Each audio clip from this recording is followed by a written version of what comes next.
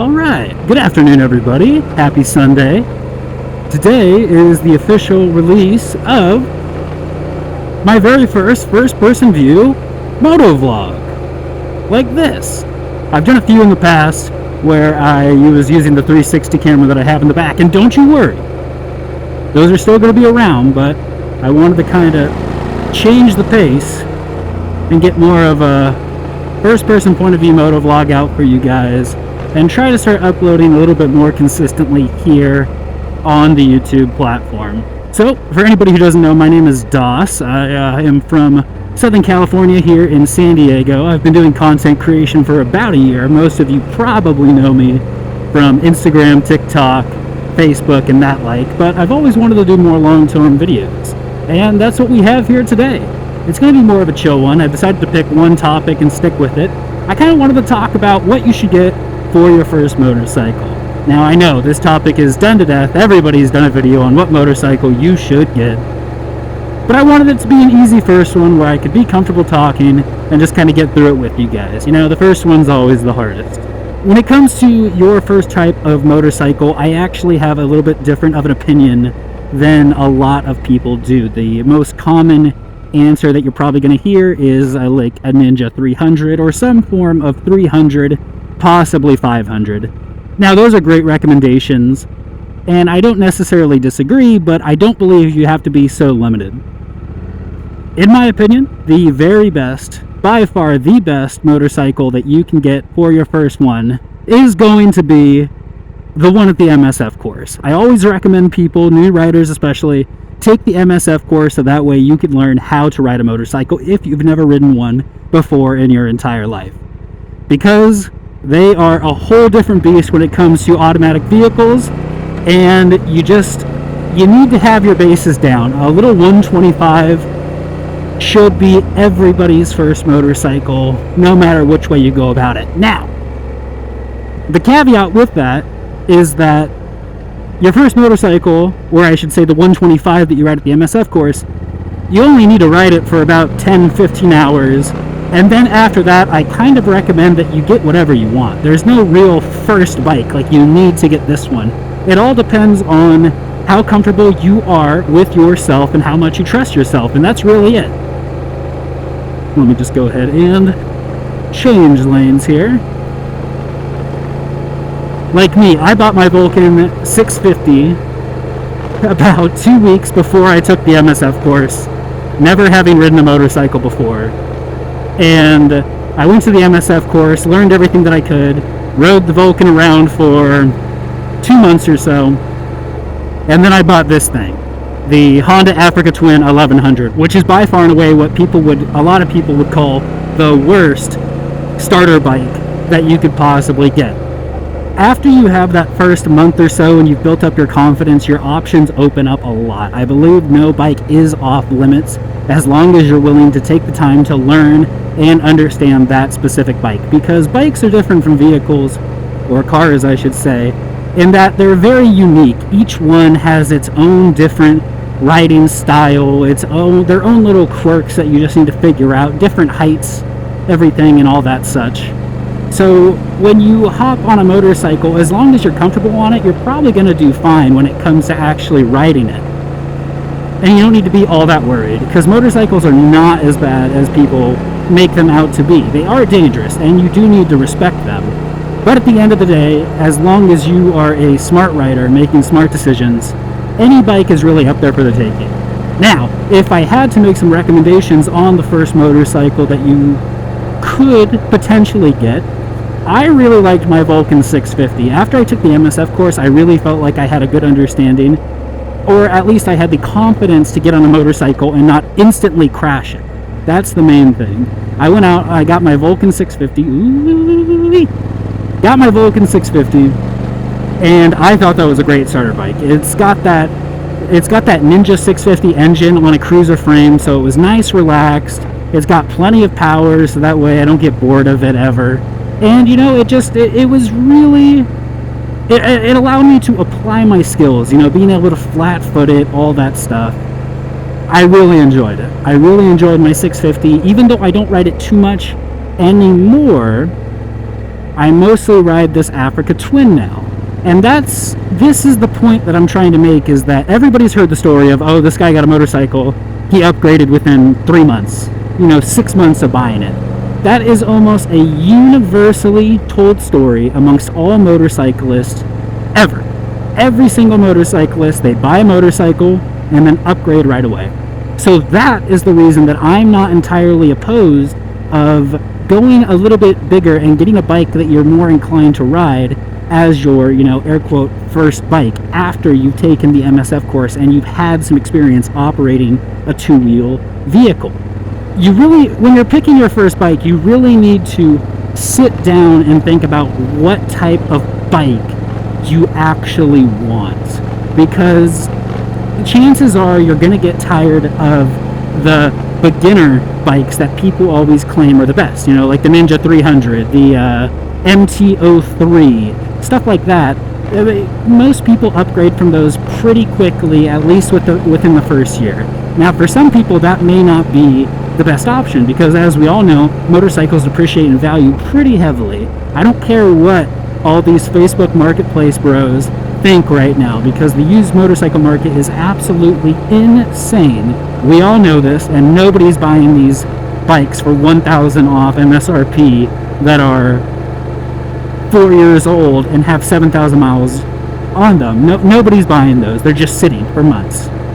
So you don't want to lose too much value, so I really recommend just sitting down and thinking what type of riding you actually want to do, and picking a good mid-range bike in that category after you have some experience taking the MSF course, or if you have like a little Honda Grom that you can borrow from someone. Whew, this guy was pulling out, wasn't too sure if they were going to stop. But yeah, once you have that experience, you're going to be pretty well versed on knowing how to operate your motorcycle. Now, that does not mean you're still not going to be a beginner. You absolutely will be. But the important thing is to take it slow. Someone who would go out and buy their, first motorcycle and wreck let's go ahead and say Ninja 600, probably would have wrecked a Ninja 300 if they would have gotten that one. It's the type of rider on the bike that makes a huge difference. A snake? No, it's a spring. Careful. Object in the road. So with that in mind, that a lot of motorcycle crashes have to do with the rider. A lot of them don't. But just being honest, like I said, the people who tend to...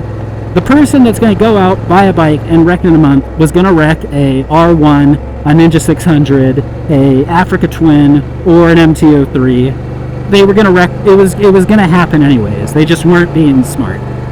If you believe in yourself, I highly recommend picking that mid-range bike.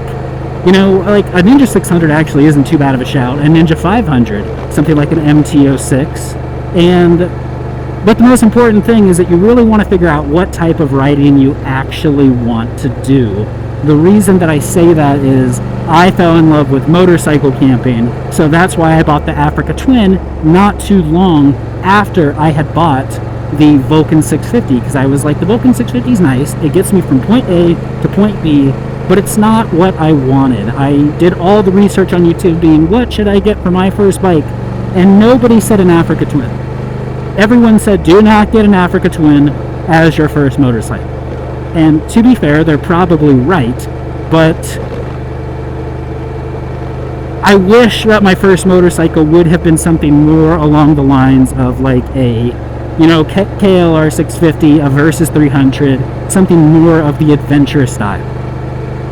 So sit down, think about what type of riding you're actually going to do. For the majority of people, it's probably going to be a sport bike of some kind. You want to hang out with your friends that have sports bike, do twisty roads, and all that such. So I would say a good recommendation for the sports bike category of motorcycles, or, street bike, the Ninja 400, Ninja 500, those would be my picks. Of course, the Ninja 300 is a great starter motorcycle. It can do everything that you need it to do on the road.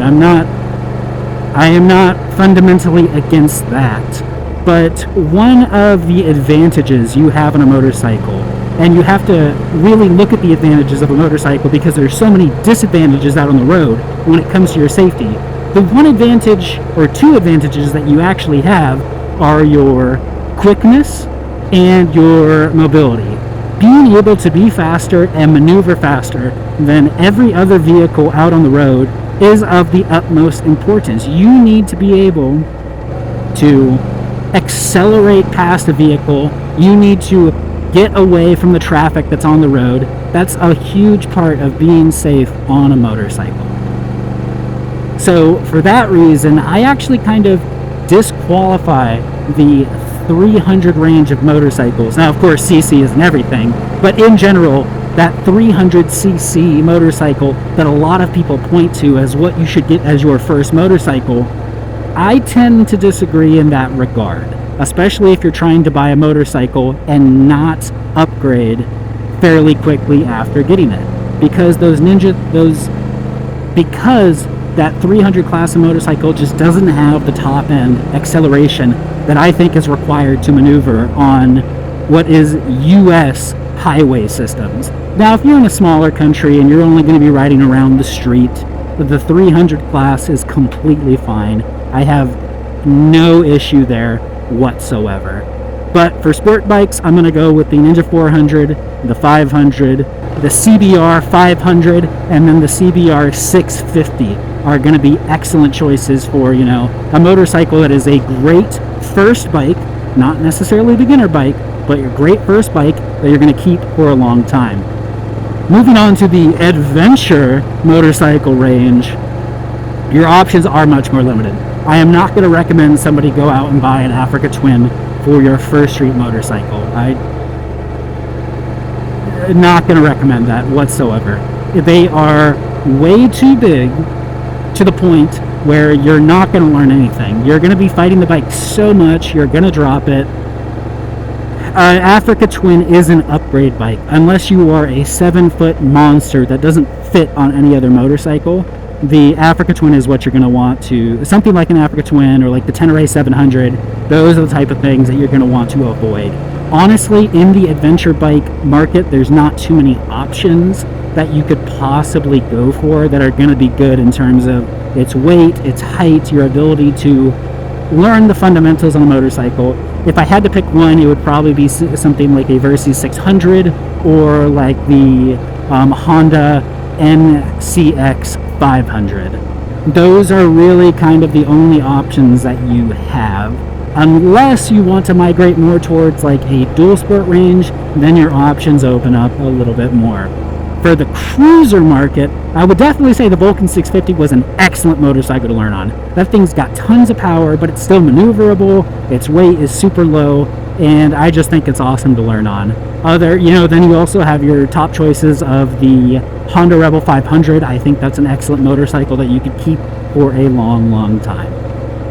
But yeah, that is really it that I have for you guys, just beginner motorcycles. Actually, I'm going to change that. Not beginner motorcycles, first motorcycles, because honestly, the best beginner motorcycle is something like a little Trail 125 or something like that. But as for a first buy to ride on the road motorcycle, these are the options that I've displayed out to you. In conclusion, avoid the 300s. I think they're a little bit unreliable for US highway systems.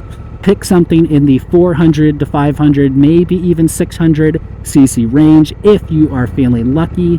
And that is pretty much it. Something small, something maneuverable, and something that you can flat foot. But yeah, thank you guys so much for joining me. If you have any options for or suggestions for the next video, please let me know. And also drop what your first motorcycle ever was. Thank you guys. I appreciate you guys watching, and I will catch you guys next time. Hopefully this one wasn't too bad. Later.